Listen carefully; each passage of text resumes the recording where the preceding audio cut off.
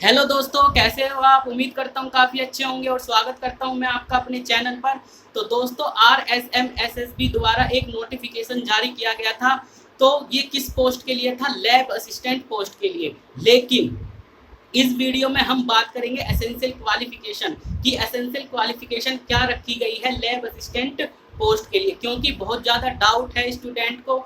सबसे ज़्यादा डाउट है एग्रीकल्चर वालों को, आर्ट वालों को कि वो इस फॉर्म को फिल कर सकते हैं या नहीं। तो वीडियो को ध्यान से देखिए, इसमें आपके सभी डाउट क्लियर हो जाएंगे। और मैं आपको एक बात और बता देता हूँ, ये स्पेशली एसेंशियल क्वालिफिकेशन पर ही वीडियो बनाई गई है।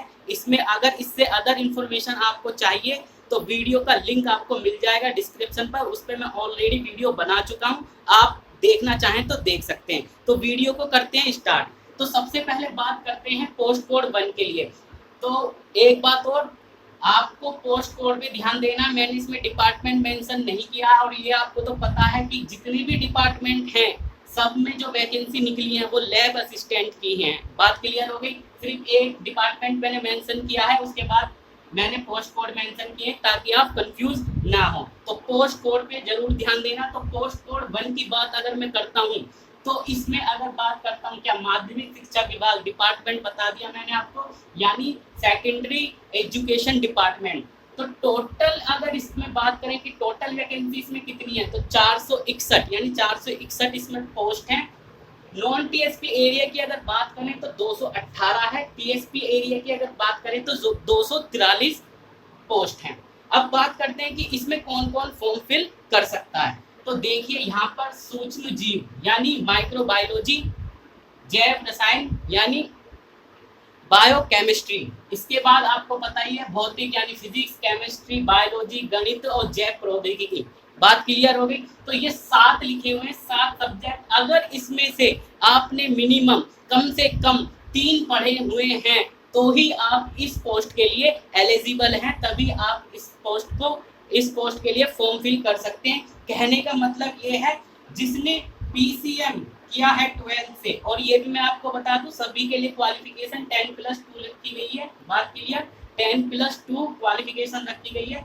जिसने 12th में पीसीएम किया हुआ है, यानी कम से कम 3 सब्जेक्ट की बात करिए इन्होंने, यानी फिजिक्स, केमिस्ट्री, मैथ, और दूसरे कौन से आ जाते हैं पीसीबी, फिजिक्स, केमिस्ट्री, बायोलॉजी। बात क्लियर हो गई। इसके अलावा अगर सूक्ष्म जीव से भी आपने पढ़ा हुआ है, जैव प्रौद्योगिकी पढ़ा हुआ है, तो आप इसमें फॉर्म फिल कर सकते हैं, आप एलिजिबल हैं। बात क्लियर हो गई। आगे चलते हैं।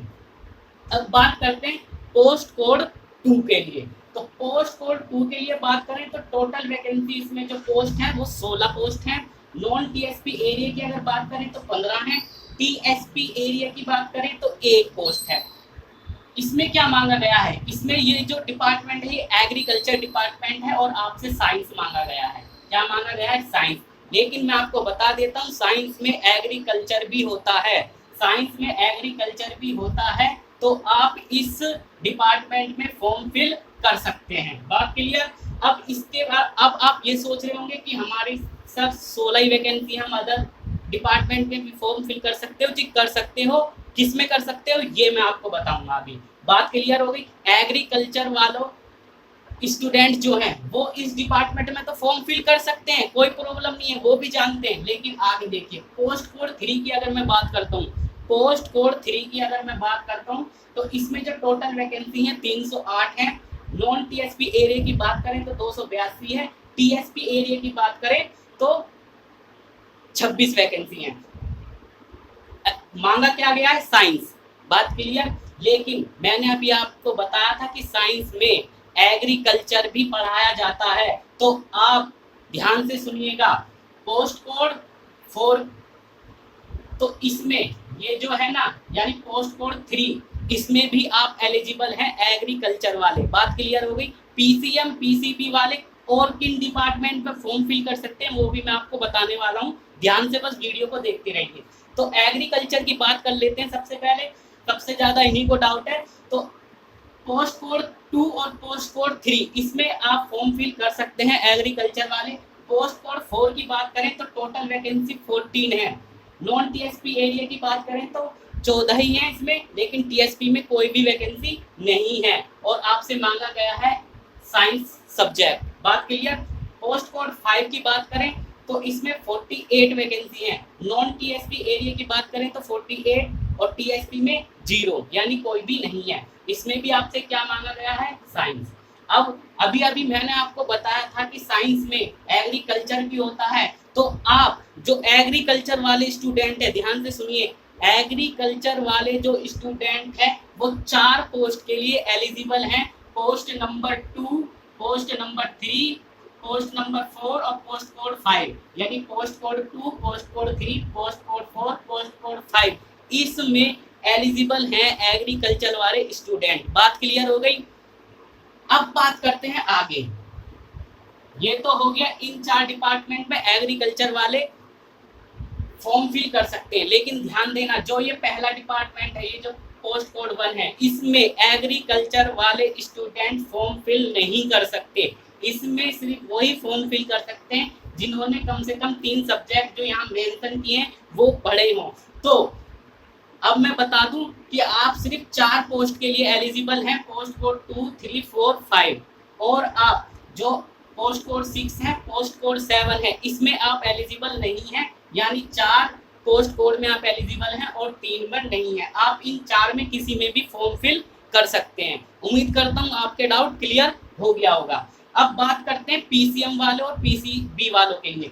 तो वो किस में, वो इसमें एलिजिबल तो हैं, क्लियर है, उन्होंने पढ़ा है पीसीएम पीसीबी तो एलिजिबल हैं, बात क्लियर होगी। लेकिन इनके साथ साथ वो पोस्ट कोड 1, 2, 3, 4, 5 इसमें भी एलिजिबल हैं, वो किसी भी इसमें पोस्ट कोड में फॉर्म फिल कर सकते हैं, कोई प्रॉब्लम नहीं है, क्योंकि साइंस मांगा गया है। बात क्लियर होगी।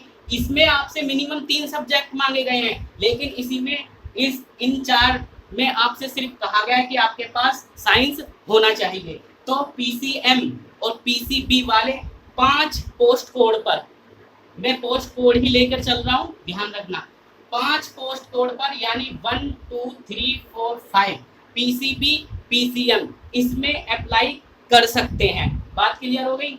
और जो एग्रीकल्चर वाले हैं वो पोस्ट 2, 3, 4, 5 में अप्लाई कर सकते हैं। बात क्लियर, बार बार मैं दोहरा रहा हूँ ताकि आप कंफ्यूज ना हो। अब पोस्ट कोड 6 की बात करते हैं। हाँ, पीसीबी और पीसीएम वाले इन दोनों पोस्ट के लिए एलिजिबल नहीं है, ये लिखा हुआ है नोटिफिकेशन में, मेंशन है एसेंशियल क्वालिफिकेशन। जब मांगी आप ध्यान से पढ़ोगे तो आपको पता लग जाएगा कि इसमें जो पीसीबी और पीसीएम है कोई जिक्र किया ही नहीं गया है। इसमें आपसे ज्योग्राफी मांगी गई है, इसमें आपसे होम साइंस मांगी गई है, तो इसमें आप एलिजिबल नहीं है। सिर्फ 5 डिपार्टमेंट में ही आप एलिजिबल हैं।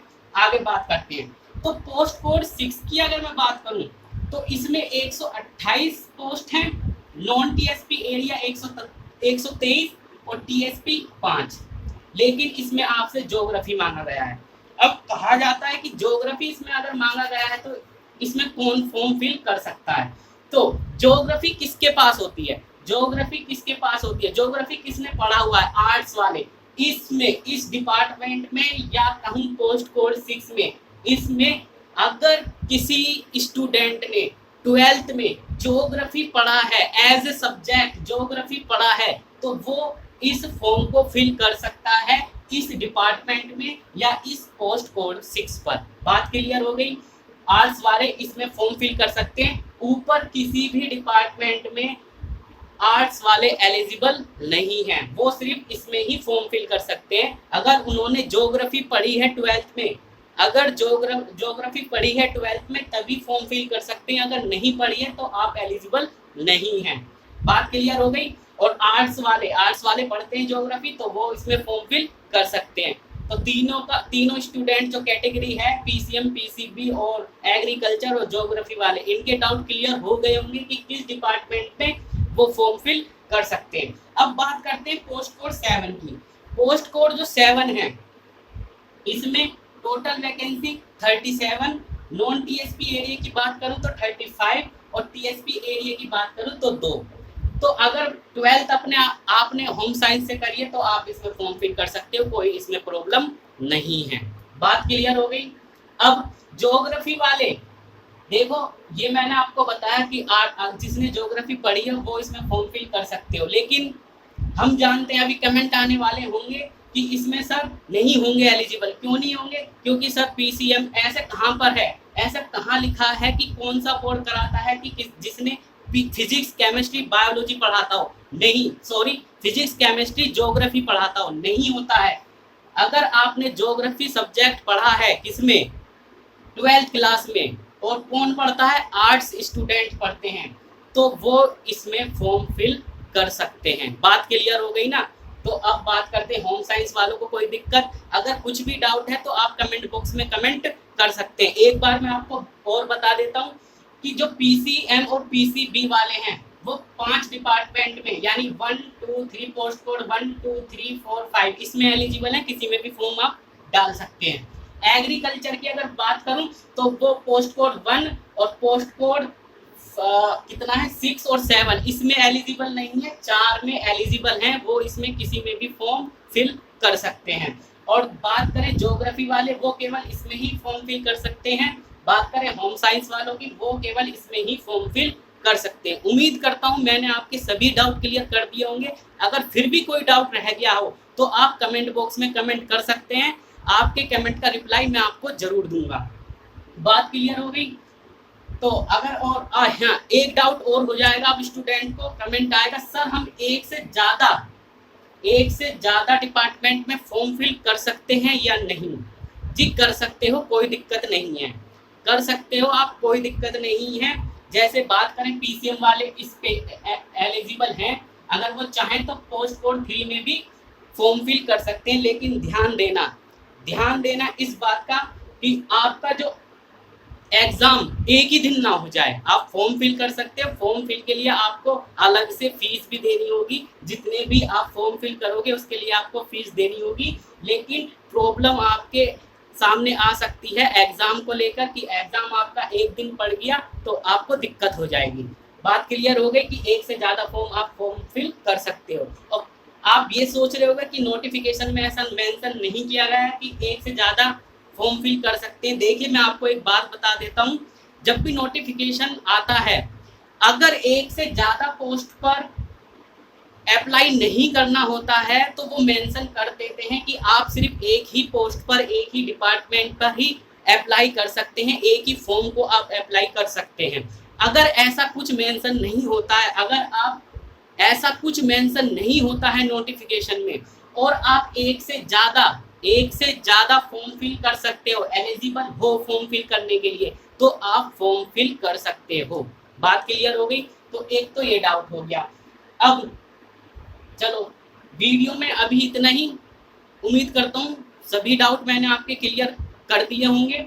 इसके बाद 2-3 वीडियो और लेके आने वाला हूँ इसी टॉपिक पर, यानी लैब असिस्टेंट से। इसमें मैं आपको बताने वाला हूँ कि जो आपके जो पीसीएम वाले स्टूडेंट हैं, पीसीबी स्टूडेंट हैं, पीसीबी वाले स्टूडेंट हैं, आर्ट्स वाले स्टूडेंट हैं, एग्रीकल्चर वाले स्टूडेंट हैं, इनको किन सब्जेक्ट पर ज़्यादा फोकस करना है, किन सब्जेक्ट पर कितना फोकस करना है, इससे रिलेटेड मैं एक वीडियो आपकी लेके आने वाला हूँ। सिलेबस की बात करते हैं तो देखिए, सबसे ज़्यादा दिक्कत पूछ रहे हैं जो स्टूडेंट हैं वो ज्योग्राफी वाले की सिलेबस क्या होगा सर, हमारा आर्ट्स वाले की सिलेबस क्या होगा सर, होम साइंस वाले सिलेबस क्या होगा सर। देखिए अभी सिलेबस नहीं आया है, अभी सिलेबस नहीं आया है, तो इसके बारे में मैं आपसे कुछ नहीं कह सकता। जब सिलेबस आएगा तो उस पर तुरंत मैं वीडियो बना के अपलोड कर दूंगा।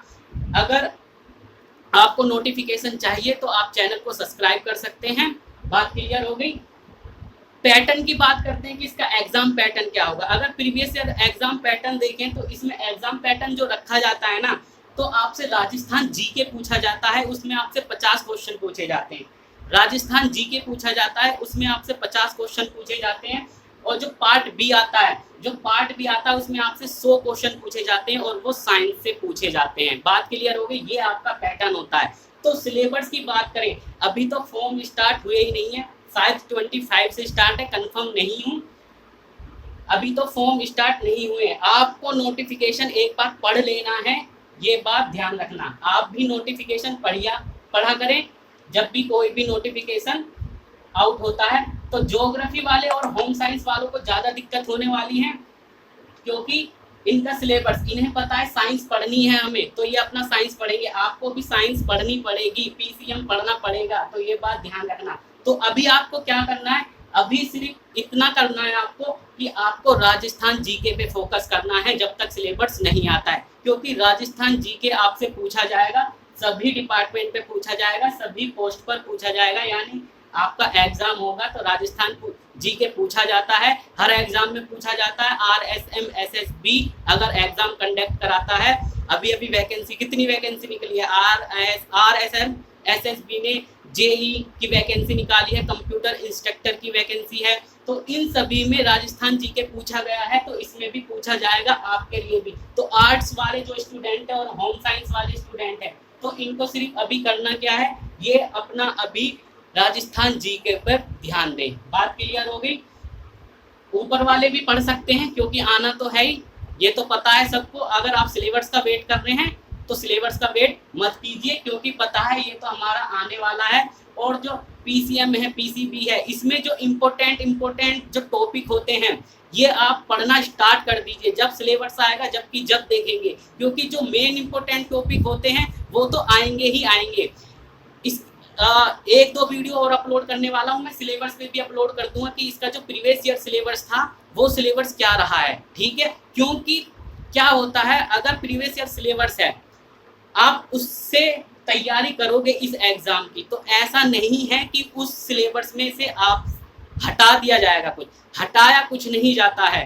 प्रीवियस ईयर सिलेबस में हटाया कुछ नहीं जाता है, लेकिन ऐड जरूर किया जाता है। बात क्लियर हो गई। यानी जो प्रीवियस ईयर सिलेबस है आप उस पर फोकस करें, अभी जब नया सिलेबस आएगा तब की तब देखेंगे। तो दोस्तों, अगर वीडियो आपको पसंद आई हो तो वीडियो को करिए लाइक और चैनल को करिए सब्सक्राइब। नोटिफिकेशन के लिए आपको बेल आइकन दबाना होगा और ऑल ऑप्शन जो आता है उस पर क्लिक करना होगा।